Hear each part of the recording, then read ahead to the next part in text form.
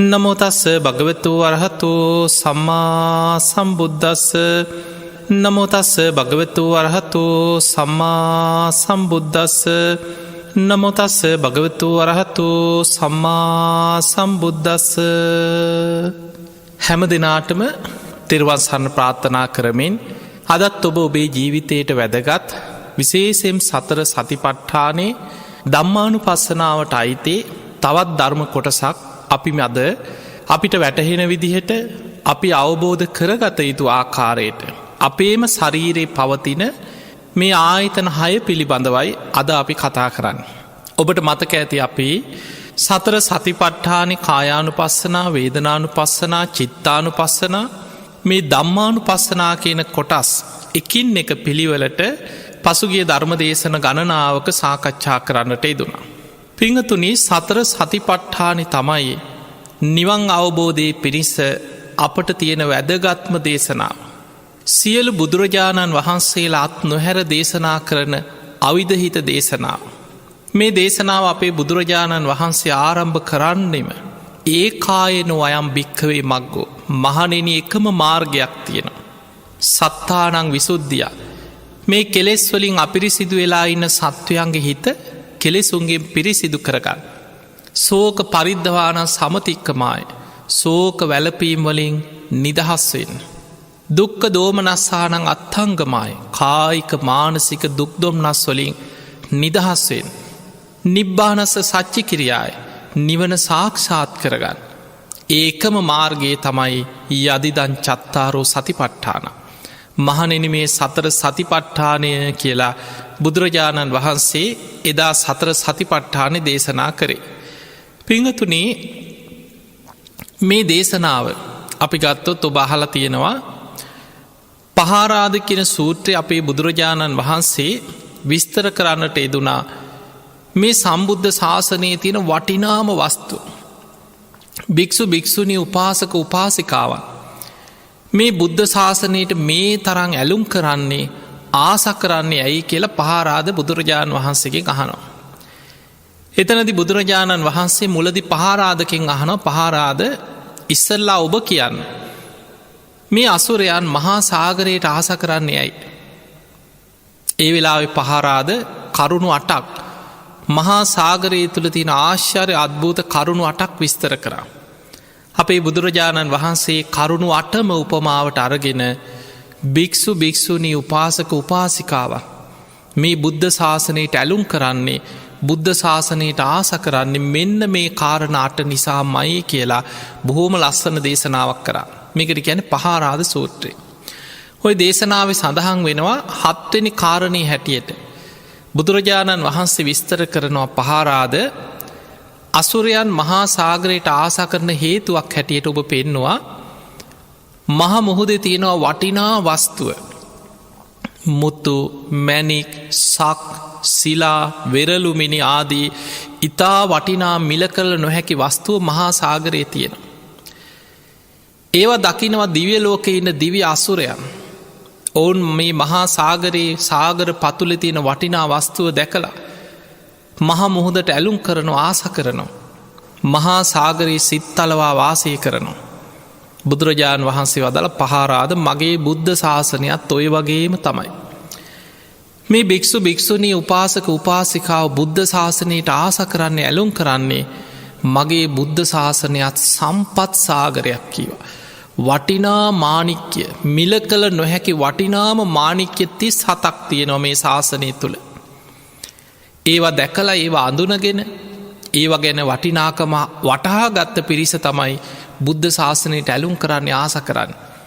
මොනවද මේ බුද්ධ ශාසනයේ තියෙන වටිනාම මාණික්‍ය රත්න 37?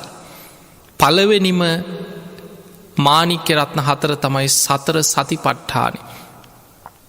ඊළඟට සතර සම්‍යක් ප්‍රධාන වීරිය, සතර ඉරිදිපාද, පංච ඉන්ද්‍රිය, පංච බල, සප්ත බොජ්ජංග, ආර්ය අෂ්ටාංගික මාර්ගය. මේවට අපි ධර්මයේ කියනවා සත්තිස් බෝධිපාක්ෂික ධර්ම. අපේ බුදුරජාණන් වහන්සේ පෙන්වුවේ මේ බුද්ධ ශාසනයේ තියෙන වටිනාම වස්තු, වටිනාම මාණික්‍ය රත්න 37 හැටියට. හැබැයි මේ 37ක් හැටියට විස්තර කරාට මේ හැම තැනකම සතර සතිපට්ඨාන යෙදෙනවා. අනේකයි ඊටාම වැදගත්කම. වෙනම බුදුරජාණන් වහන්සේ සතර සතිපට්ඨානෙම පෙන්වුවා නිවන් අවබෝධයට තියෙන වටිනාම එකම මාර්ගය හැටියට. ඊළඟට සතර ඉර්ධිපාද ගැන කතා කරත් ඔබ මතක තියාගන්න ඉර්ධිපාද වැඩෙන්නේ සතර සතිපට්ඨානෙ තුලමයි. සතර සම්‍යක් ප්‍රධාන වීරිය ගැන කතා කරාට සතිපට්ඨානෙ තුලයි අකුසල් ප්‍රහාණය කළ කුසල් දියුණු කරගන්න වීරිය ඇති කරගන්න පුළුවන්කම තියෙන. පංච ඉන්ද්‍රිය ධර්ම ගැන කතා කරනකොට වෙනම තියෙනවා සද්ධා ඉන්ද්‍රිය.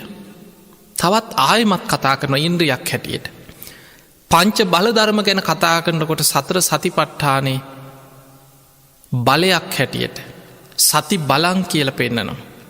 සති ඉන්ද්‍රිය සති බලං. එතකොට ඉන්ද්‍රිය ධර්මයක් හැටියට සිහිය සතර සතිපට්ඨානෙ තියෙනවා. සති ඉන්ද්‍රිය සති බලං කියන බල ධර්මයක් හැටියට පවත්වනවා. ඊළඟට බුදුරජාණන් වහන්සේ පෙන්නවා කෙනෙක්ගේ ජීවිතය තුළ මේ ධර්මය අවබෝධ කරගන්න සප්ත බොජ්ජංග ධර්ම. ඒ බොජ්ජංග ධර්ම පටන් ගන්නෙම සති සම්බොජ්ජංගේ. එතකොට බලන්න එතනත් සිහිය. සතර සතිපට්ඨාන හිත පිහිටවල ඇති කරගන්න සිහිය සති සම්බොජ්ජංග. එතකොට ධම්ම විජය කියන්නේ ඒ සතර සතිපට්ඨානය තුළම තමයි නුවණින් විමසන්නේ. ධම්මානුපස්සනාවයි එතන තියෙන්නේ. එතකොට මේ හැම තැනකම ආර්ය අෂ්ටාංගික මාර්ගය ගන්න එතනත් තියෙනවා සම්මා සති. එතකොට අපි වෙන වෙනම කතා කර සතර සතිපට්ඨානෙන් තොරව නිවන් මාර්ගයක් ගැන මේ බුද්ධ ශාසනය කතා කරන්න පුළුවන්කමක් නෑ. ඒ නිසා පින්වතුනි මේ ශාසනයේ තියෙන වටිනාම වස්තුව වටිනාම මාණික්‍ය බුදුරජාණන් වහන්සේ පෙන්වුවේ මේ ශාසනයේ භික්ෂු භික්ෂුණී උපාසක උපාසිකාව මේ ශාසනයට පහදින්නේ බුද්ධ ශාසනයට ඇලුම් කරන්න මේ තරම් සිත් අලවාගෙන වාසය කරන්නේ මේ බුද්ධ ශාසනයේ වටිනාම මාණික්‍යයක් හැටියට සතර සතිපට්ඨානේ වටිනාකම හඳුනගත්ත නිසා කියලා. ඒ නිසා පින්වතුනි ජීවිතේ ඔබ සතර සතිපට්ඨානේ තමන්ගේ ජීවිතේ කරගන්න උත්සාහ කරන්න. දවස ගානි සතිපට්ඨාන භාවනාවක යෙදෙන්න වෙලාවක් තියෙනවා නම් ටික වෙලාවක් හරි සතර සතිපට්ඨානේ පුරුදු කරන්න. ඔබ මේ සතර සතිපට්ඨාන දේශන පෙළ මුල ඉඳන් ඇහුවනම් වෙලාවක් නෑ කියලා අපිට මගහරින්නත් බෑ. ධර්මයේ දන්න කෙනාට හැම මොහොතක්ම සතර සතිපට්ඨානෙ තුල ගත කරන්න පුළුවන් මොහොතක් වෙනවා. බුදුරජාණන් වහන්සේ ඉරියාපත සම්පජන්‍ය කියන භාවනාවල් වල කායානුපස්සනා කොටසේ අපි කතා කරා. බුදුරජාණන් වහන්සේ පෙන්නවා වටපිට බැලුවත් අතපය දිගහරින හකුලන වෙලාවට වුණත් ඉඳගෙන හිටියත් හිටගෙන හිටියත් ඇවිදිනකොට වාඩි වෙලා ඉන්නකොට නිදාගන්නකොට කනබොන වෙලාවට යමක් කපල කනවා වතුර වගේ දෙයක් බොන මොනොහරි බීමක් බොනවා කෑම කනවා එක්ක ඇහැරලා ඉන්නවා නිදි මරනවා ඔය හැම වෙලාවෙම ඇඳුම් පැළඳුම් පරිහරණය කරනවා ඔය හැම වෙලාවෙ අඩුගානේ වැසිකිලි කැසිකිලි කරද්දි පවා උච්චාර පස්සාව කම්මේ සම්පජානකාරී හෝති. බුදුරජාණන් වහන්සේ පෙන්වනවා වැසිකිලි කැසිකිලි කරන වෙලාවටත් හිත මගේ හිතට ලාමක අකුසලයක් ඇතුල් වෙන්න දෙන්නේ නැහැ කියලා සිහියෙන් හිත රැක ගන්නවා නම් ඒකත් කායානුපස්සනාවට අයිති. සතර සතිපට්ඨානෙ තුලයි. ඒ නිසා පින්වතුනි මේ සතිපට්ඨාන දේශනා තමන්ගේ ජීවිතයට එකතු කරගන්න. තමන්ගේ ජීවිතයේ මේ ධර්මයත් එක්ක බද්ධ කරගන්න. අන්න එතකොටයි ඔබට පියවරෙන් පියවර මේ සතිපට්ඨානෙ දියුණු කරගන්න පුළුවන්කම තියෙන.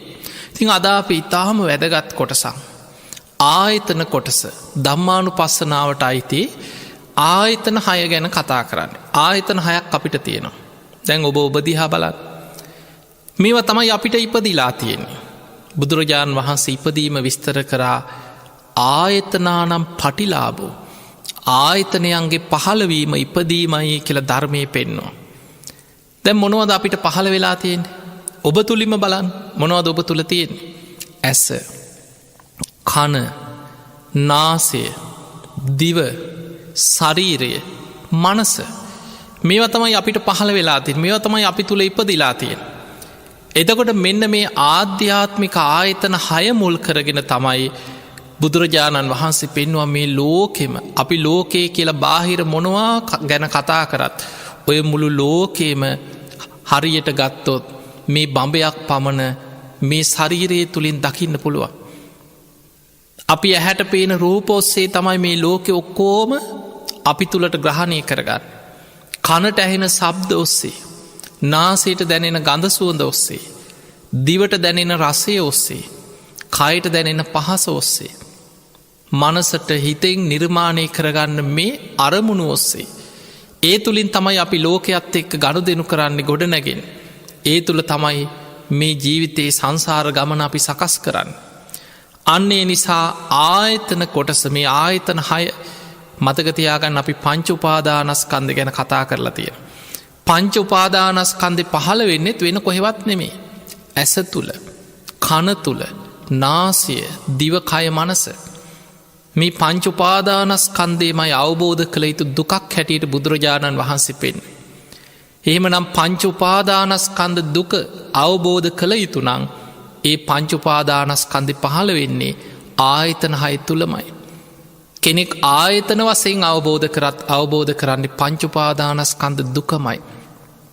ඒ නිසා පින්වතුනි සතර සතිපට්ඨානෙ තුල අපි එකින් එක තේරුම් ගමු කොහොමද බුදුරජාණන් වහන්සේ මේ සතර සතිපට්ඨානය අපිට ආයතන වශයෙන් දකින්න පෙන්නලා දෙන්න. අපි සතිපට්ඨාන දේශනාවට අනුකූලවම ඒ ගැන හොඳට තේරුම් ගන්න උත්සාහයක් ගමු. ඔන්න බුදුරජාණන් වහන්සේ පෙන්න පුනච පරම් භික්ඛවේ භික්ඛු ධම්මේසු ධම්මානුපස්සී විහෙරති. ඔන්න භික්ෂුවක් කොහොමද ධර්මයේ තුල ධම්මානුපස්සනාවෙන් වාසය කරන්නේ? මේ සතර සතිපට්ඨානි ධම්මානුපස්සනා කොටස වඩන්නේ කොහොමද? චසු අජ්ජත්තික බාහිරේසු ආයතනේසු. මේ ආධ්‍යාත්මික බාහිර ආයතන තුල. එතන ආධ්‍යාත්මික ආයතනත් බාහිර ආයතනත් හැටියට කොටස් දෙකකට බෙදලා පෙන්නනවා. කතංච භික්ඛවේ භික්ඛු ධම්මේසු ධම්මානුපස්සී විහෙරති. කොහොමද භික්ෂුවක් ධම්මානුපස්සනාවෙන් වාසය කරන්නේ? අජ්ජත්තික බාහිර ආයතනේසු ඉද භික්ඛවේ භික්ඛු චක්කුංච පජානාති. ඔන්න මේ තමයි ඇස කියලා ඇස ගැන හොඳට අවබෝධයෙන් තේරුම් ගන්න. ඇස ගැන හොඳින් දැනගන්න, දැකගන්න, ධර්මයේ තුලින් දැකගන්න. චක්කු කියන්නේ ඇස. ඊළඟට රූපේච පජානාති. ඇසට පේන රූප ගැන හොඳට ධර්මයේ තුලින් මේ ඇසට පේන රූපවල යථා ස්වභාවය තේරුම් ගන්න. එතකොට ඇසත් රූපයත් ගැන තේරුම් ගත්තට පස්සේ යංච තදු බයං පටිච්ච උප්පජ්ජති සංයෝජනං තංච පජානාති. ඒ කරුණු දෙක මුල් කරගෙන යම් සංයෝජනයක් බැඳීමක් ඇති වෙනවා නම් ඒකත් තේරුම් ගන්න. එතකොට ඇසයි රූපයයි මුල් කරගෙන යම් බැඳීමක් උපදිනවා. මතක තියාගන්න ඇසත් රූපයත් එකතු වෙන්නේ ඇස ගැන අවධානය යොමු වෙච්ච ගමන් ඇහැට පේන රූපය එකතු වෙනවා. ඒකතු කරන්නේ විඤ්ඤාණය. ඇසයි රූපයයි විඤ්ඤාණය එකතු වෙච්ච ගමන් ඒ සංයෝජනය ඇති වෙච්ච ගමන් එතනින් හටගන්නවා ස්පර්ශය. අන්නේ සංයෝජනයත් එක්කම පංච උපාදානස්කන්ධය දිගටම බැඳීගෙන යනවා. ඒ ස්පර්ශ නිසා විඳීම් ඇති වෙනවා. විඳින රූපය හඳුනගන්නවා. හඳුනගන්න රූපය ගැන චේතනා පහළ වෙනවා. පංච උපාදානස්කන්ධය මෙතන හටගන්න. එහෙනම් ඇසයි රූපයයි කියන මේ කරුණු දෙකේ යම් එකතුවක් ඇද්ද? අන්න එකතු වීමෙන්මයි ඒ සංයෝජනයෙන්මයි ඒ සියල්ල හටගන්න. එතකොට අන්නේ කරුණු දෙක එයා තේරුම් ගන්නවා. යථාච අනුප්පන්නස්ස සංයෝජනස්ස උප්පාදෝ හෝති. නෝපන සංයෝජනයක් උපදිනවද? ඒකත් තේරුම් ගන්න. තංච පජානාති. ඒකත් හොඳින් තේරුම් ගන්න. යථාච උප්පන්නස්ස සංයෝජනස්ස පහානං හෝති. යම් හටගත්තා වූ සංයෝජනයක් ප්‍රහාණය වෙලා යනවද? තංච පජානාති. ඒකත් තේරුම් ගන්න. යථාච පහීනස්ස සංයෝජනස්ස ආයතින් අනුප්පාදෝ හෝති තංච පජානාති. ආයමත් නූපදින විදිහට ඒ සංයෝජනයන් සම්පූර්ණයෙන් මේක බැඳීම අවිද්‍යාව තෘෂ්ණාව සම්පූර්ණයෙන් යම ප්‍රහාණය කරලාද ඒකත් හොඳින් තේරුම් ගන්න. එතකොට ඔන්න ඔය විදිහට ධම්මානුපස්සනාව අපි කොටසෙන් කොටසේ තේරුම් ගමු. පින්තුනි ඒ පළවෙනි කොටසේ බුදුරජාණන් වහන්සේ පෙන්වුවේ ඇස හොඳින් තේරුම් ගන්න. මේ ඇහැ හටගත්තේ කොහොමද? නාමරූප පච්චයා සලායතන. මතකතියාගන්න අපේ ඇස කණ නාසය දිවකය මනස කියන ආයතන හයම හටගත්තේ නාමරූප නිසා. එදකොට නාමරූපයෙන් හටගත්ත ඇසක් මා තුළ පවතිනවා කියලා ඇසේ අතහාස භාවය හොඳට තේරුම් ගන්න. ඒකයි ඇස දැනගන්නවා කියන්න. හැක්තියන බව අපි කවුරුත් දන්නවා. ඇහැපේනවා කෙනෙකුට කන්නාඩිය ළඟට ගිහිල් හරි ඇහි ඇත්ත ස්භාවි මොනවගේද කියලා පිටිම් බලාගන්න පුළුවන්. ඊළඟට ඇහැ ගැන ඕන්නම් කෙනෙකුට මේ ඇහි ස්භාවේ ගැන කොහොමද කියලා ඇහැ ගැන කොච්චර වෛද්‍යවරු ඉන්නවත්. හැබැයි ඇස සම්බන්ධයෙන් කොච්චර දුෘෂ්ටි විශේෂඥවරු වෛද්‍යවරු ඒ කොච්චර හිටියත් ඔවුන් ඇසේ යතහා ස්වභාවය අවබෝධ කරගත්තා එනෙමේ. ඔවුන්ට පුළුවන් ඇහි ක්‍රියාකාරිත්වය ගැන විද්‍යාත්මකෝ යමක් දැනගෙන ඒකට යම් කිසි වෙනස්කමත් තියෙනවන එක්ක ශල්්‍ය කර්මයක් කරන්න බෙහෙතක් දාන්න ඒ ටික විතරයි. මේ ඇහැමුල් කරගෙන හටගත්ත පංච උපාදානස්කන්ධය නැති කරගන්න ඔවුන්ට පුළුවන්කමක් නෑ. අන්න ඒක තමයි මේ ධර්මයෙන් බුදුරජාණන් වහන්සේ පෙන්නන්.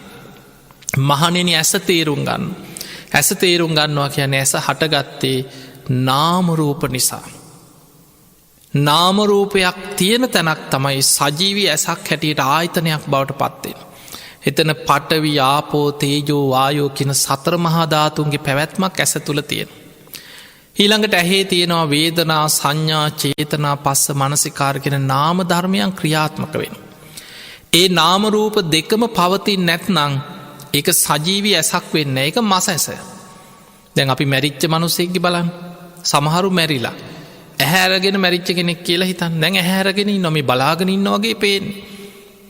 ඔබ සමහරලාට එහෙම කෙනෙක් මැරිච්ච ගමන් හරි කෙනෙක් දිහා දැක්කොත් ඇහැරිච්ච කෙනෙක් ඇහැරිලා තියෙන. හැබැයි ඒ ආයතනයක් නෙමේ. ඒ ඇස් ආයතනයක් වෙන්න මොකද නාම ධර්මයන් නිරුද්ධ වෙලා. එතන තියෙන්නේ මස ඇස විතරයි අර සතර මහා ධාතුන්ගෙන් හටගත්ත ඒ මස ඇස විතරයි. නාම රූපයම්ම පවතිනවනං අන්නේ කායතනයක් ඇස. අන්නේ ඇස හොඳට තේරුම් ගන්න. ඊළඟට බාහිර රූප ආධ්‍යාත්මික ආයතනයක් කියන්නේ තමන්ගේ ඇස. බාහිර ආයතන කියන්නේ ඇහැට ගෝචර වෙන රූපය. ඒක බාහිර ආයතනයක්. මේ රූප හොඳට තේරුම් ගන්නවා. මගේ ඇහැට පේන මේ බාහිර ලෝකෙ තියෙන මේ සෑම දෙයක් මේවතමයි මං ඇහෙන් දකිින්. ඒ රූපයන් ගැන හොඳට තේරුම් ගන්න. එදකොට මේ කරුණු දෙක තුළින් යම් සංයෝජනයක් උපදිනවද. ඇසත් රූපයක් නිසා තමයි ඒ සංයෝජනය උපදින්න. ඇස ඒ රූපය දිහාවට අවධහන යොමු එනකොට ඒ ඇසයි රූපයයි එකතු වෙනවා එකතු කරන්නේ චක්කු විඤ්ඥානය. ඇසේ හටගන්නවා විඤ්ඥානක මනසිකාරයත් එක්ක වෙන දෙයක්. අන්නේ ඇසයි රූපය එකතු වෙන සංයෝජනය තුළම අන්න එතනින් තමයි හටගන්නේ පටිච්ච සම්පාදය. එතන විඤ්ඥානය හටගන්න. විඤ්ඥානය හට ගැනීමම ඇසයි රූපයයි විඤ්ඥානය එකතුවීම කියන්නේ තින්නන් සංගති පස්සෝ කියන. කරුණු තුනක එකතුවීම ස්පර්සයයි. ඒ ස්පර්ස නිසා ආයමත් ඇති වෙනවා විඳීමක් ඇති වෙනවා. ස්පර්ස නිසා විදින රූපය හඳුනගන්නවා. හඳුනගත්ත රූපය ගැන චේතනා පහළ වෙන. දැන් ඔතන පංච උපාදානස්කන්ධෙම තියෙන රූප වේදනා සංඥා සංකාර විඤ්ඥාන. ඇහැ මුල් කරගෙන පංච උපාදානස්කන්ධි හටගන්න. එතකොට මෙන්න මේ පංචුපාදා නෝපන් පංචුපාදානස්කන්ධය අර සංයෝජනයක් නිසා ඇති වෙනවද. ඒක හොඳට තේරුම් ගන්න. හටගත්තා වූ පංචුපාදානස්කන්දයේ සංයෝජනයක් නිසා නැති වෙනවද. ඒකත් තේරුම් ගන්න. සම්පූර්ණයෙන් මේක ප්‍රහාණය කරගන්නේ කොහොමද. අවිද්‍යාව තණ්හාව ප්‍රහාණයවීම තුළ ඒ සංයෝජනය කෙරෙහි තියෙන ඇල්ම නැතිවීම තුළ කොහොමද ඒක ප්‍රහාණය කරගන්න කියල ඒකත් හොඳින් තේරුම් ගන්න. ඔන්න ඔය විදිහට මේ ඇස නැමති ආයතනයේ ක්‍රියාකාරිත්වය සම්පූර්ණයෙන් අවබෝධ කරගන්න පුළුවන්න. ඒ පිණිස කරන්න තියෙන්නේ ඇහි ඇත්ත ස්වභාවේ යථාර්ථ විමසන. හේතුවක් මේ අපිට ඕන විදියට හටගන්න දෙයක් නෙමේ හේතුවක් මතයි මේ පලය ඇතිවෙන්. නාමරූප නිසා ඇස හටගත්තා. නාමරූප වෙනස් වෙනකට වෙනස් වෙන විඤ්ඥානයත් එහෙම නාමරූප තියෙනකම් විඤ්ඥානය හටගන්න නාමරූප වෙනස් වෙනකට විඤ්ඥාන වෙනස් වෙන. ඊළඟට මේ රූපය ආහාර සමුදය රූප සමුදය ආහාර නිරුද්ධ වෙනක රූප නිරුද්ධ වෙන. විඳීම් සංඥා චේතන ඇතිවෙන්නෙම අර ඇසත් රූපයත් එකතුවීම නිසා. ස්පර්සයෙන් ස්පර්ස වෙනස් වෙනකොට ඒව වෙනස් වෙලාය. එතකොට හේතු නිසා හටගත්තදේ හේතු නැති වෙනකොට නැති වෙනවා මේ අනිත්‍යයි දුකයි අනාත්මයි කියලා ඒ ඇහේ යථාස භාවය අවබෝධ කරගත යුතු ආකාරය ගැන හොඳින් තේරුම් ගන්න. ඒ තේරුම් ගත්ත කෙනා ඇසත් ඇසමුල් කරගෙන හටගන්න පංච උපාදානස්කන්ධයත් අනිත්‍යයි දුකයි අනාත්මයි මේක මම නොවේ මගේ නොවේ මගේ ආත්මය නොවේ මම මගේ කියලා මට ඕන විදියට පවත්වන්න පුළුවන් දෙයක් මෙතන නෑ කියලා ධර්මය තුළින් අවබෝධයෙන් තේරුම් ගන්න. ඔන්න ඕක තමයි ධම්මානුපස්සනාව තුළ ඇස ගැන අවබෝධ කරගන්න ක්‍රමේ. එතකොට ඔය විදිහටම තමයි බුදුරජාණන් වහන්සේ පෙන්නනවා සෝතංච පජානාති කෙනෙක් තමන්ගේ කන මේ නාමරූප නිසා හටගත්ත ආයතනයක් හැටියට කන නැමති ආයතන ගැන හොඳට තේරුම් ගන්න. සද්ධන්ත සද්ධංච පජාන සද්ද කනට ඇහෙන සද්ද ඇහෙන සත්තු කෑ ගහනවා වාහන යනවා හෝන් හඬ ඇහෙන්ට පුළුවන් ඊළඟට කෙනෙක් කතා කරනව ඇහෙනවා මේ ඇහෙන බාහිර හඬ ඒක හොඳට තේරුම් මේක බාහිරින් එන දෙයක් කනට. එතකොට කන නැමති ආධ්‍යාත්මික ආයතනයක් බාහිර ආයතන හැටියට කනට ගෝචර වෙන සබ්ද හොඳින් තේරුම් ගන්න. යංච තදු භයං පටිච්ච උප්පජ්ජති. එතකොට මෙන්න මේ කරුණු දෙක නිසා යම් සංයෝජනයක් උපදිනවා නම් සංයෝජනං තංච පජානාති. තදු භයං කියන්නේ ඒ කරුණු දෙක එකතු කරගෙන ඒ කරුණු දෙකේ හේතුව නිසා යම් සංයෝජනයක් උපදින. අන්න ඒකත් හොඳින් තේරුම් ගන්න. යථාච අනුපන්නස්ස එතකොට නූපන්නාවෝ සංයෝජනස්ස උප්පාදෝ හෝති ඒ මුල් කරගෙන නූපන් සංයෝජන උපදිනවාද ඒකත් හොඳින් තේරුම් ගන්නවා. උපන්නාවෝ සංයෝජන යථාච උපන්නස්ස සංයෝජනස්ස පහනං හෝති උපන්නාවෝ සංයෝජන ප්‍රහාණය වෙනවනං ඒකත් තේරුම් ගන්න. තංච පජානති ඒකත් හොඳින් තේරුම් ගත්තා. යථාච පහීනස්ස සංයෝජනස්ස ආයිතින් අනුපාදෝ හෝති තංච පජානාත.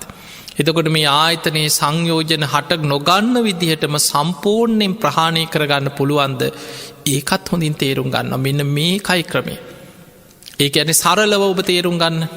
සාමාන්‍යෙන් කන කියලා කියන්නේ තර ඇස තේරුම් ගත්ත වගේම නාමරූප පච්චයා සලායතන.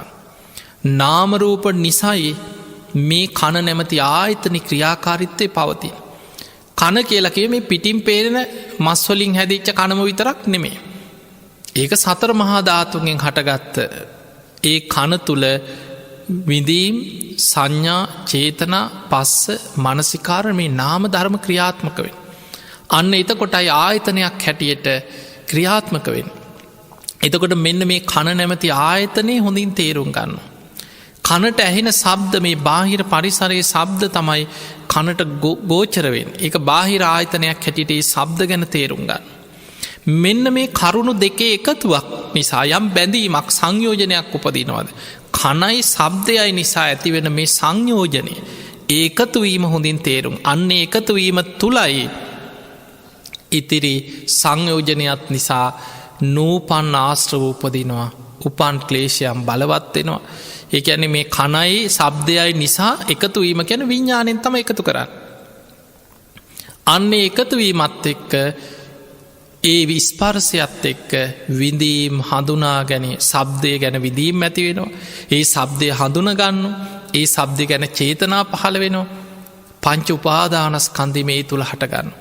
මෙන්න මේ ක්‍රියාකාරීත්වය මගේ කන තුළ සිද්ධ වෙන්න මේ විදිහටයි කියලා මේ ආයතන ක්‍රියාකාරීත්වය හොඳට ධර්මය තුළින් දැකගන්න. දැ සාමාන්‍ය මේ ක්‍රියාකාරීත්වය අපි දන්න ඇත්න.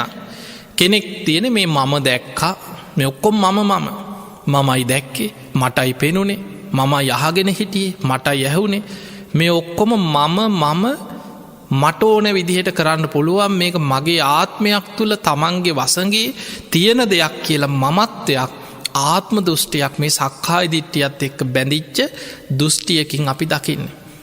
එතකොට මෙතන බුදුරජාණන් වහන්සේ පෙන්වන්න මේ ආයතනයන්ගේ ක්‍රියාකාරිත්වය මේ සිද්ධ වෙන ස්වභාවය අවබෝධයෙන් දකින්නයි.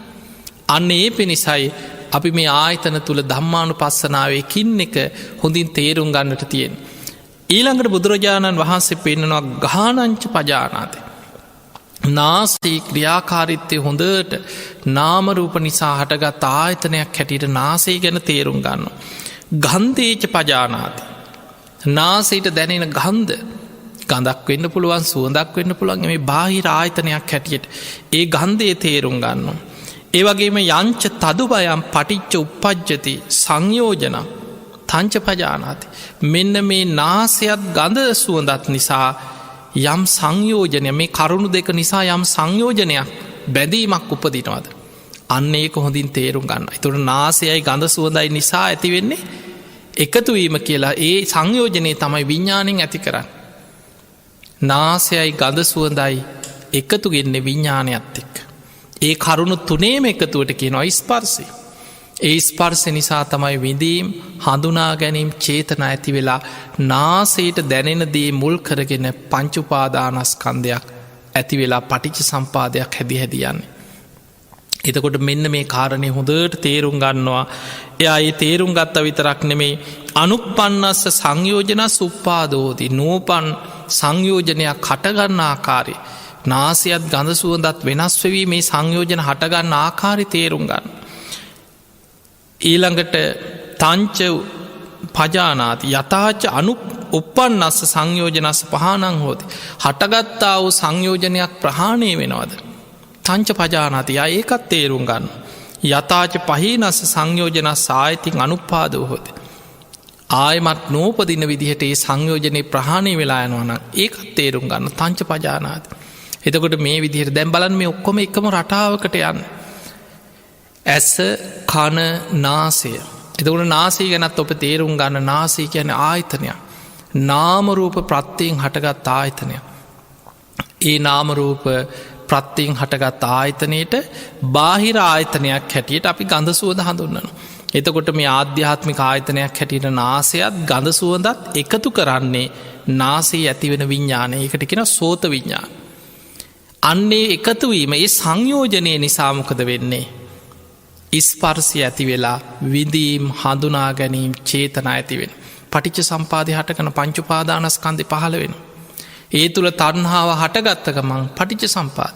තන්නා පච්චයා උපාදාන උපාදාන පච්චයා භවෝ පවපච්චයා ජාති ජාතිපච්චයා ජරා මරණ මේ දිගට යන මතගතයාගන්න මේ ඔක්කොම එකට නිරවුල්ල තේරුම් ගන්න ආයතන හයත් එක්ක පටිච්ච සම්පාදයක් බැඳීගෙන යන්නේ තන්හා හටගත්තකම.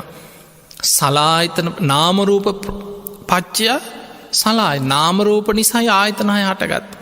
සලාහිතන පච්චයා පස්සු මේ ආයතන හය නිසාම අන්න ස්පර්සය ඇති වෙන. ස්පර්සි තමයි අර ආධ්‍යාත්මික ආයතනය බාහිර ආයතන එකතු කිරීම. ස්පර්සය ඇති වෙන. ඒ ස්පර්සය නිසාමකද වෙන්න පස්ස පච්චයා වේදන විදීම උපදින.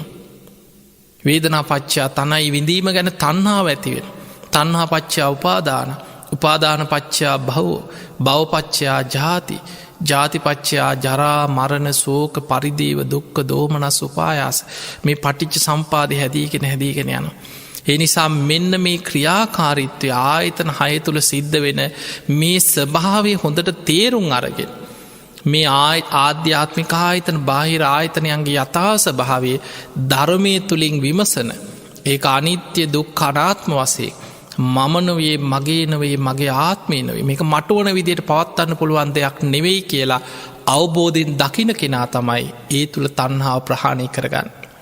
ඔන්න ඊළඟට බුදුරජාණන් වහන්සේ පෙන්නනවා දිව ගැන. ජීවහංච පජානාති කෙනෙක් තමන්ගේ දිවේ ස්වභාවයේ මේක ආයතනයක් හැටියට හොඳට තේරුම් ගන්න මොකක්ද මේ දිව කොහොමද මේ තුළින් පංචුපාදානස්කන්ධය හටගන්න.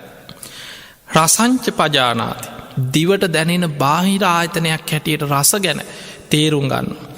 තංච තද්දු භයං පටිච්ච උප්පජ්ජති සංයෝජනං තංච පජානාති. මේ දිවයි රසයයි නිසා ඒ කරුණු දෙක මුල් කරගෙන යම් සංයෝජනයක් යම් බැඳීමක් උපදිනවනං තංච පජානාති ඒකත් හොඳින් තේරුම් ගන්න. යථාච අනුපන්නස්ස සංයෝජනස් උප්පාදෝ හෝති. නූපන්නා වූ සංයෝජනයක් උපදිනවනං තංච පජානාති ඒකත් එයා හොඳින් තේරුම් ගන්න. යථාච උපන්නස්ස සංයෝජනස්ස පහනං හෝති.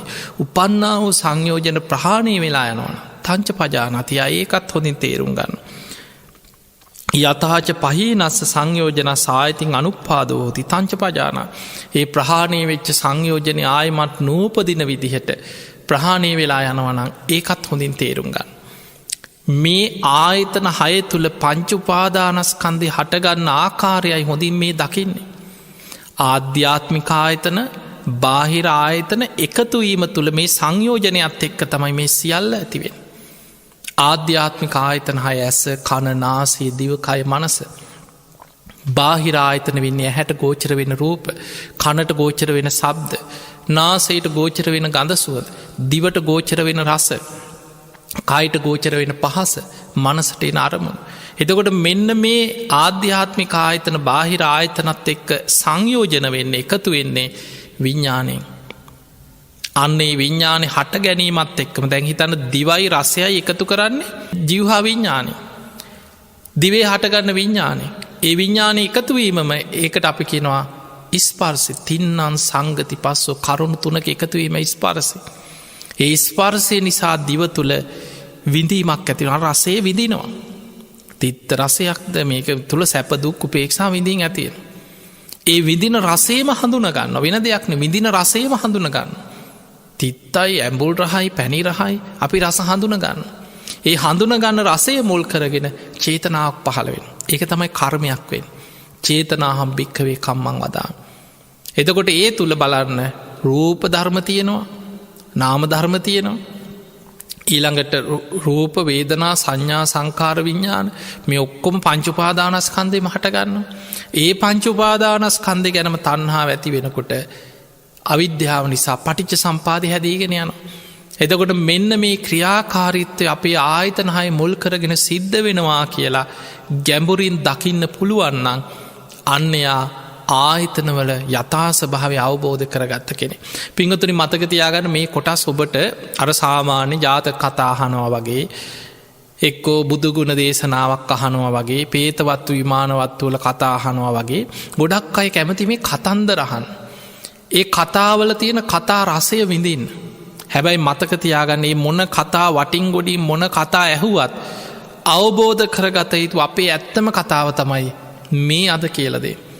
ඒ නිසා මේ කතාව අපි ගැන කතාව අවබෝධ කරගන්න බැරි වුණොත් ඔය මොන වටින් ගොඩින් කතා මොනව ඇහුවත් අපි තාමත් අර එක තැන කැරකින්න පිරිසක් බවට පත්තෙන්. ඒ නිසා පිංහතුනේ අමාරුවෙන් වුනත් මේ යථාස් මේ කතා කරන්න ඔබ ගැන මේ බාහිර ලෝකෙ දෙයක් නෙමේ. මේ ධර්මය ඕපනයකයි තමා තුළින් දකින්න තියෙන්. තමාට පමුණවාගෙට බලන්න තිය. තමාගේ ඇස කණ නාසේ දිවකයි මනස මේ අපේ ඇස කණ නාසේ දිවකයි මනස ක්‍රියාත්මක වෙන හැටි අද කතා කරන්න. ඒ නිසා මේ ගැඹුරු ධර්මය තමා තුළින් තේරුම් ගන්න අවබෝධ කරගන්න ඔබ දක්ෂ කෙනෙක් බවට පත්තෙන්. ඊළඟට අපි බලමු කාය ආයතන මේ කය ගැන. බුදුරජාණන් වහන්සේ පෙන්නනවා කායංච පජානාද මේ කය හොඳට තේරුම් ගන්න කියන.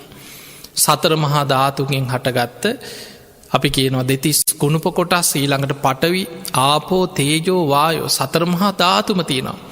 මේ කය ගැනගත්තු පටවි ධාතු කොටස් 20ක් ආපෝ ධාතු කොටස් 12ක් තේජෝ උණුසුමට අයිති කොටස් 4ක් හමාගෙන යන වායෝ ධාතුවට අයිති කොටස් 6ක්. තුර මේ ඔක්කෝම 42කට පෙන්න්නන. එතකොට මේ කේසන් ලෝම්නිය දත් මේ ඔක්කෝම මුළු ශරීරයම කොටස් එකතු කරපු හම. සතර මහා ධාතුන්ගෙන් හටගත් ශරීරය. හැබැයි මතකතියාගන ඒ ආයතනයක් වෙන්නේ දැ මැරිච්ච මනුස්සෙකුටත් ඔය ශරීරය ඔය විදිටම තියෙන මැරිච්ච ගම.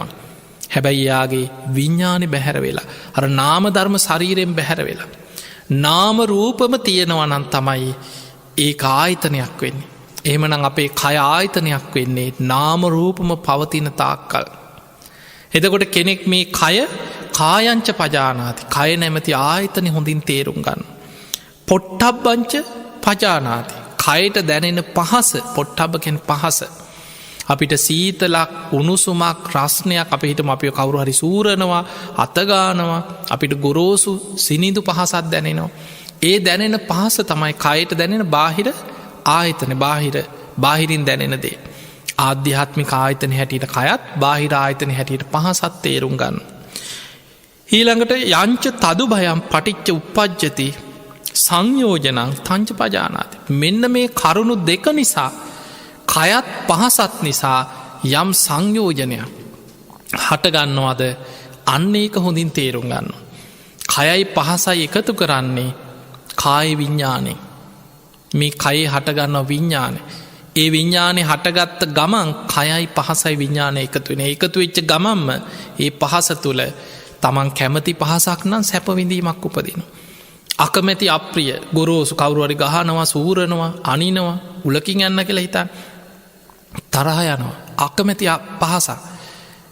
ඊළඟට අපි අඳුන ගන්න ඒ විදීම වගේම සංඥා හඳුනා ගැනී. කෞද මේ ගැහ්වද සීරුවද උලකින් ඇන්නද මේක හඳුන ගන්න පහස. රස්නේ සීතලයි රිදෙනවා හඳුන ගන්න. ඒ හඳුන ගත්ත දේ ගැන චේතනා පහළ වෙන. අන්න කයයි පහසයි එකතුවීම තුළම පංචුපාදානස්කන්දෙම හටගන්න එක හේතුවක්. ඒ සංයෝජනයෙන් මයි උපදින්නේ. අනෙක් සියල්. එතකොට මෙන්න මේක හොඳින් තේරුම් ගන්නවා බුදුරජාණන් වහන්සේ පෙන්වා යථාච අනුපන්නස් සංයෝජන සුප්පාදෝ නූපන් සංයෝජනයක් උපදිනවද. ඒක හොඳට තේරුම් ගන්න තංච පජානත්.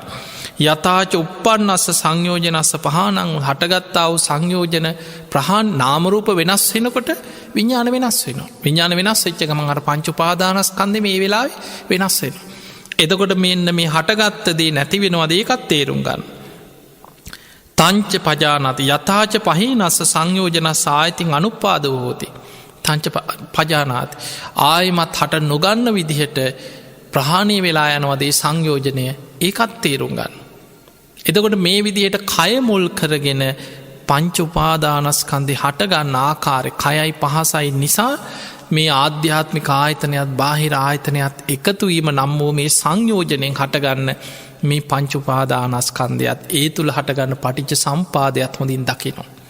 ධර්ම ඉස්සරලා මේක වටහා ගන්න ඕන. ඊට පස්සේ ඊට අනුව විමසල බලනවා තමන් තුළින්. ඒම තමයි මේ ධර්මය අවබෝධ වෙන්න. මතකතියාගන්න මේ ධර්මය අවබෝධ කරන්න තියෙන ක්‍රමේ සුතා හොඳට අහන්න ඕන එකයි මේ බණහන එක වැදගත්කම. දැම් මේ අපි ඇහුවේ නැත්නම් කොහොමද තේරුම් ගන්න. මේ ක්‍රමේ මෙන්න මේ විදිහටයි බලන්න කියලා අපි අහලා නැත්නම් අපිට කවදාවත් මේක තේරුම් ගන්න බෑ. තනියෙන් තේරුම් ගන්න පුළුව එකම එක්කෙනයි මේ ලෝකෙ ලෝතුරා බුදුරජාණන් වහන්සේලට විතරයි. හැබැයි උන්වහන්සේටත් ඒක තනියෙන් තේරෙන්නේ පුංචි උත්සාහයක්ද. සාරා සංකේය කල්පලක්ෂයක් දසපාරමී පුරලා. මනසෙන් බුදු බව ප්‍රාර්ථනා කරමින් මනෝප්‍රනිධානය පිරුවා සඩ් අසංකේය කල්පලක්ෂයක් අපේ බෝසතාණන් වහන්සේ. ඊළඟට වාක්ප්‍රනිධානය වචනයෙන් බුදු බව ප්‍රාර්ථනා කර කර වාක්ප්‍රනිධානය පිරුවා නවා සංකේය කල්පලක්ෂයක්. ඊට පස්සේ තමයි දීපංකර පාදමූලේ සුමේද තාපසයන් වහන්සේ හැටියට විවරණ ගත්තේ. එතන ඉදං සාරා සංකේය කල්පලක්ෂයක් මේ ධර්මය අවබෝධ කරගන්නමයි ඒ කැපකිරීම් කරන්න. දාන සීල නයිස්ක්‍රම්මි ප්‍රඥා වීරිය කන්ති සච්ච අධිට්ඨාන මෛත්‍රී උපෙක්ඛා මේ දස පාරමී ධර්ම පාරමී හැටියට උපපාරමී හැටියට පරමත්ත පාරමී හැටියට සම්පූර්ණ කරලා බුදුවෙන ආත්මෙත් අපිට හිතාගන්නවත් බැරි. අවුරුදු 6කට ආසන්න කාලයක් ශරීරයට අනේක විද දුක්පීඩා දෙමින් දුස්කරක්‍රියා කරලා මේ උතුම් ධර්මය අවබෝධ කරගත්ත. බෝධි මූලේදි ගුරූපදේශ රහිතවම මේ ධර්මය උන්වහන්සේට ප්‍රඥාවට පහළ වනේ දහම් මැස පහළ වනේ බුදුරජාණන් වහන්සේම දේශනා කරා ප්‍රථම දේශනාවද. උන්වහන්සේට බෝධි මූලේදී කවදාවත් නොඇසූ විරූ ධර්මයක් පුබ්බේ අනුනුස්සුතේසු ධම්මේසු කවදාවත් අහල තිබ්බ දෙයක් නෙමේ. චක්කුන් උදපාදි ඥානං උදපාදි පඤ්ඥා උදපාදි විජ්ජා උදපාදි ආලෝක උදපාදි බෝධි මූලේදී ප්‍රඥාව පහළ වුණ දහම් මැස පහළ වුණ ආලෝකයේ පහළ වුණ ඥානය පහළ වුණා කියලා උන්වහන්සේට. එතකොට ගුරූපදේශ රහිතව මේ ධර්මය අවබෝධ වෙනවනං බුදු කෙනෙකුට. අපට අවබෝධ කරගන්න තියෙන අපි මේ කහන්න ඕන බුදු හාමුදුරතම අපේ ගුරුවරය. අපේ කල්්‍යයාන මිත්‍රයන් වහන්සේ ලෝක පහළ වෙච්ච ශේෂ්ඨතම කල්්‍යයාන මිත්‍රය. ඒ කල්්‍යයාන මිත්‍රයගෙන් තමයි අපිට උතුම් සද්ධර්මය ලැබෙන්. ඒ සද්ධර්මශ්‍රවනි දැන් අපි කිව්වත් මේ කියන්නේ බුදු හාමුදුරන්ගේ ධර්මය අප එකක්නෙම අපි දන්න එකක් නෙමේ. එතකොට ඒ බුදුරජාණන් වහන්සේගේ ධර්මය ඔබට කල්්‍යයාන මිත්‍රයගෙන් ඇහෙනවා. ඒ ඇහෙනකොට ඒ අහන ධර්මය සුතා හොඳට බණහන්නට මේක නිරවුල්ල තේරුම් ගන්න. මේ කියන්නේ මම ගැන මගේ ඇස කණනාසේ දිවකය මනස ගැන මේ ආයතන හය තුළ හටගන්න පංචුපාදානස්කන්ධ ගැන මේ මං ගැනයි කතා කරන්න කියලා මේ ධර්මයේ තියෙන මේ බුදුහාඳුරු පෙන්නන දේ සුතා හොඳට අහන දතා නිරවුල්ල ධාරණය කරගන්න වචසා පරිචිතා නිතර වචනයෙන් පවා පුරුදු කරනවා අමතක වෙන්න දෙන්න නිතර කටපාඩං කරගෙන හරි වචනයෙන් සජ්ජායනා කර පුරුදු කරන ඒ පුරුදු කරගත්තදේ මනසානුපෙක්කිතා නුවනින් විමසනවා යෝනිසෝ මනසිකාරය දෙනවා අන්න එතනදි තමන්ට ගලපල බලන ඇත්තටම මගේ හැත් ඔය විදිහෙම නේද මගේ කණනාසේ දිවකය මනසත් ඔය සුරූපයම නේද තියෙන මගේ ආයතන හයටත් ඔයි රූප සබ්ද ගන්ධ ඕව පහළවෙන්න ඔය විදිහටම නේද මා තුළ විඤ්ඥානි හටගන්නෙත් ඔය විදිහටම නේද එහෙනම් මා තුළත් පංචුපාදානස්කන්ධ පටිච්ච සම්පාදය හැදෙන්න්න ඔය විදිහටමයි අන්න අහපු ධර්මය තමා තුළින් ඕපනයිකෝ යෝනිසෝ මනසිකාරයෙන් තමා තුළින් වටහාගන්න අන්න එතකොට තමන්ගේ අවබෝධයක් බවට පත්වෙනවා දිට්ටියා සුප්පටි විද්ද ඔන්න ඕකයි මේ ධර්මය අවබෝධ කරගන්න ක්‍රමවේද. ඒ නිසා මතකතියාගන්න නිරවුල්ල බණහන් මේ දේශනාව නැවත නැවත හරි අහන් එතකොට පළවෙනි පාර තේරෙන් නැතිවේ. අහගර ඉන්නකොට ටිකක් තේරුම් ගන්න අමාරුයි ගැඹුරුයි වගේ හිතේ ආයහන අහනකොට නිරවුල්ල තේරෙන.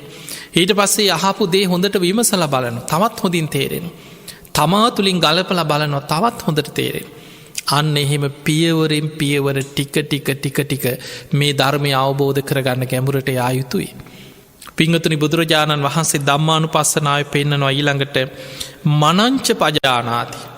මනස ඒකත් ආයතනයක් ආධ්‍යාත්මික. මේ මනස නැමති ආධ්‍යාත්මික ආයතනය හොඳට තේරුම් ගන්න. ධම්මංච පජානාති මනසයි අරමුණුයි. බාහිරින් එන්නේ අර සිතයි සිතු විලි කියලා කියව. හිතට එන සිතු විලි ඒක අරමුණ. ඒකත් තේරුම් ගන්න. ඊළඟට යංච තදු භයම් පටිච්ච උප්පජ්ජති සංයෝජන තංච පජානාති. මෙන්න මේ මනසත් අරමුණුත් නිසා එහෙම නැත්නම් සිතත් සිතුවිලිත් නිසා යම් සංයෝජනයක් හටගන්නවාද. මෙන්න මේ කරුණු දෙක එකතුවීම නිසා යම් සංයෝජනයක් ඇති වෙනවාද තංච පජානාත්. ඒක හොඳට තේරුම් ගන්න. යථාච අනුපන්නස්ස සංයෝජනස් උපාදෝ හෝති. නෝපන්නා වූ සංයෝජනයක් උපදිනවනං තංච පජානාති ඒකත් හොඳින් තේරුම් ගන්න. යථාච උපන්නස්ස සංයෝජනස්ස පහනං හෝති. උපන්නාව සංයෝජන ප්‍රහාණය වෙනවද ඒකත් තේරුම් ගන්න. ඊළඟට ආයමත් හට නොගන්න විදිහට යථාච පහිනස්ස සංයෝජනස් ආයතින් අනුපාදව හෝති. ආයමත් හට නොගන්න විදිහට සම්පූර්ණයෙන් ප්‍රහාණය වෙනවාද. ඒකත් හොඳින් තේරුම් ගන්න. මතක තියාගන්න සිතයි සිතුවිලි එකතුගෙන එක සංයෝජනය වෙන්නේ මනෝ විඤ්ඥාන හිතේ හටගන්න විඤ්ඥාන. ඒ විඤ්ඥානය හට ගැනීමත් එක්කම ඒකතුවීමත් එක්කම ඒ තමයි මනස ස්පර්සි. ඒ තුළින් විඳීම් අරමුණු හඳුනා ගැනීම හඳුනගත් අරමුණට අනුව චේතනා පහළවීම සිද්ධවෙන්. ඒ මුල් කරගෙනම පටිච්ච සම්පාදයක් හැදෙන එතන පංචුපාදානස්කන්දයේ පහළවෙන්. එතකොට මේ විදිහට ඔබේ ආයතන හය ගැන හොඳට තේරුම් ගත්ත කෙනා බුදුරජාණන් වහන්සේ පෙන්නවා ඉති අජ්ජත්තංවා ධම්මේසු ධම්මානු පස්සේ විහරති. අජ්ජත්තංවා මේ ආධ්‍යාත්මික ආයතන අපේ ඇස කණනාසේ දිවකය මනස මේක හොඳට තමා තුළ තමාගේ ක්‍රියාකාරිත්වය ආයතන හයේ හොඳට දකිනෝ. බහිද්ධවා ධම්මේසු ධම්මානු පස්සි විහර මේ බාහිරාය තුළත් ඔය විදිහෙම තමයි ඒ අයගෙත් ඇස කණනාසේ දිවකය මනස තුළ මේ සංයෝජන හටගන්න මේ විදිහටමයි කියලා බාහිරාය තුළිනුත් විමසල බලන. අජ්ජත්ත බහිද්ධවා ධම්මේසු ධම්මානු පස්සී විහරදි තමා තුළත් බාහිරය තුළත් මේක ක්‍රියාත්මක වෙන්න මේ විදිහටයි කියල තේරුම් ගන්න. ඒ තේරුම් ගත්ත කෙන අන්න එතනින් දැන් විදර්ශනා පැත්ත. සමුදේ ධම්මානු පස්සීවා ධම්මේසු විහරති ඒක හට ගැනීම තේරුම් ගනිමින්. ධම්මානු පස්සනාවෙන් වාසය කන වය ධම්මානු පස්සීව එක නැතිවීම අනිත්‍ය තේරුම් ගන්න හට ගැනීමත් නැතිවීමත් තේරුම් ගන්න. ධම්මේසු විහරති ධම්මානු පස්සීවා ධම්මේසු විහරති. සමුදේ වය ධම්මානු පස්සීවා ධම්මේසි හට ගැනීම නැතිවීම දෙකම අනිත්‍ය දකිමින් ධම්මානු පස්සනාවෙන් වාසයකන අත්ති ධම්මාතිවා පනස්ස සති පච්චු පට්ටිතා හෝති. හොඳට මේ ආයතන හය තුළ සිහිය පිහිටල ධම්මානු පස්සනායෙන් වාසය කරනකොට ඒ තුළ සිහිය දියුණුවීම පිණිසේ සිහිය පවතිනු. යාවදීව ඥානමත්ත අපේ ප්‍රඥාව පහළ වෙනවා ඥානයේ දියුණු වෙනවා. පතිස්සති මත්තායි සිහිනුවන වැඩෙනවා. අනිස්සිතෝච විහරති නචකින්චි ලෝකෙ උපාදියති. වෙන කිසිම තැනක ඇලීමක් බැඳීමක් ඇති නොවෙන විදිහට මේ ආයතන හයෙන් සංයෝජනයන්ගේ මිදිලා හිත ගැලවිලා යන විදිහට අවබෝධයට හිත පත්වෙනවා. ඒවම් පිකෝ භික්කවේ බික්කු ධම්මේසු ධම්මානු පස්සී විහරති.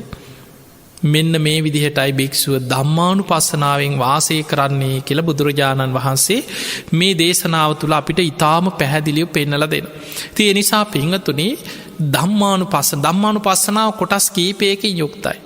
සතර සතිපට්ඨානෙ ධම්මානු පස්සනාවේ පංච නීවරණ කොටස අපි මේක කතා කරා කලින්. ඊළඟට පංච උපාදානස්කන්ධ කොටස. ඒකත් අපි කතා කරා. අද අපි කතා කරේ ආයතන කොටස. එතන ආයතන කියපුහම මේ ඇස කන නාසයේ දිවකය මනස කියන ආධ්‍යාත්මික ආයතනත් ඇසට ගෝචර වෙන රූප සබ්ද ගන්ධ රස පහස අරමුණු කියන බාහිර ආයතනත්. එතකොට මෙන්න මේ ආධ්‍යාත්මික ආයතනත් බාහිර ආයතනත් එකතුවීම තුළ ඒ සංයෝජනය තුළ හටගන්න අනෙක් සියලූම පංච උපාදානස්කන්ධය හටගන්න ආකාරි නැතිවෙන ආකාරය ඒක සම්පූර්ණයෙන් ප්‍රහාණය කරගන්න ආකාරය මේ ආයතන හයේ අතාස භාවයයි අපි අවබෝධ කරගන්නට ඕන්. පිංහතුනි මේ ධර්මය හොඳට විමසගෙන යනකොට තමා තුළින් මෙනෙහි කරනකොට ඔබට ධර්මය ගැන ප්‍රශ්න ඇති වෙන්නේ. ඊට පස්සේ ඔබට තියෙන්නේ කරන්න දෙයක්. දැනගත්ත කෙනාට ඊළඟට තියෙන්නේ අවබෝධ කරගන්න මාර්ගය වඩන්නයි තියෙන් කළ යුතු දෙයක් තිය. ඉස්සල්ලා දකිනවා. ඒකන චතුරාරි සත්‍ය බුදුරජාණන් වහන්සේ පෙන්න්න ඉස්සල්ලාම එක සත්‍යයක් කියලා හොඳට විමසල අවබෝධයෙන් දකිනවා. ඊළඟට යාට කළ යුතු කෘත්‍යයක් තියෙන අවබෝධ කළ යුතුයි. ඒ අවබෝධ කළ යුතු කෘත්‍යය වඩල අවසන් වෙනකොට තමයි මං කළ යුතු දේ කරලා අවසන් කලා කෙන කෘතඥාන කෙනෙකුට පහළවේ.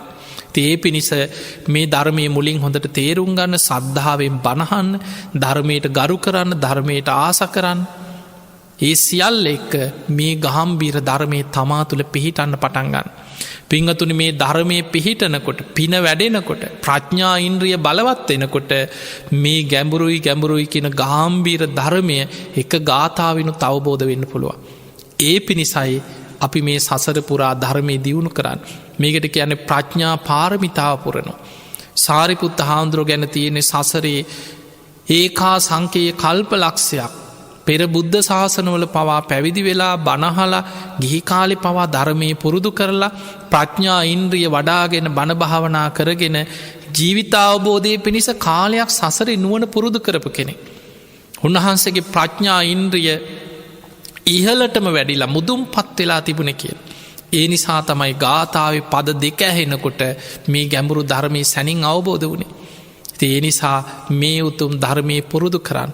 මේ පුරුද්ධ කවදාවත් අපි මැරුණ කියලා ප්‍රඥාව දියුණු කරගත්ත පුරුද්ධ අහ කියන්නේ නෑ. එක පාරමිතාවක් බවට පත්වෙන.